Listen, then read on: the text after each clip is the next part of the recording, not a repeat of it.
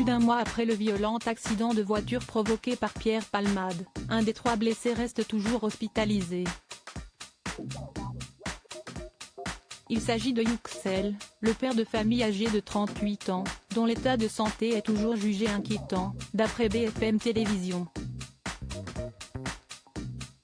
Pierre Palmade fait face aux retombées de ses addictions.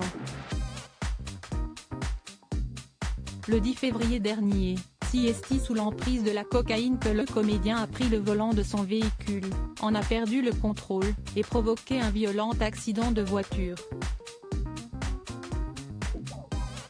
Le bilan de cette collision est dramatique, 3 blessés graves ont été pris en charge par les secours, parmi lesquels un garçon âgé de 6 ans, le père de ce dernier, âgé de 38 ans, et une femme de 27 ans qui, depuis, a perdu le bébé qu'elle portait.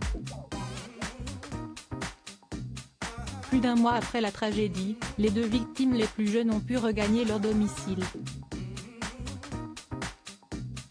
Mais d'après les informations de BFM Télévision, Yüksel, le père de famille, reste toujours hospitalisé dans un état jugé inquiétant.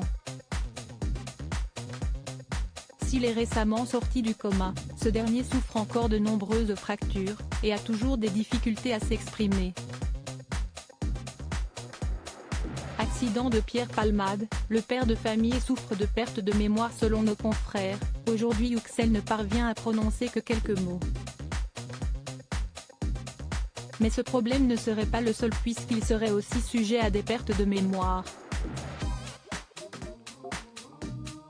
Une information inquiétante qui s'ajoute à celle transmise par Mourad Batik, l'avocat des victimes, le 26 février dernier.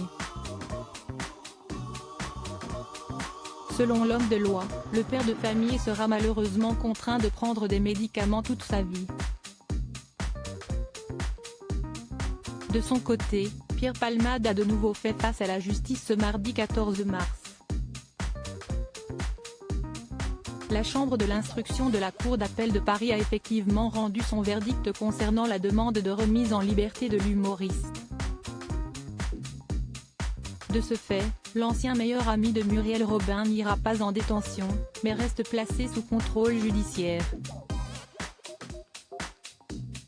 Pour l'heure, le comédien a cependant interdiction formelle de quitter l'établissement où il est hospitalisé depuis son récent AVC.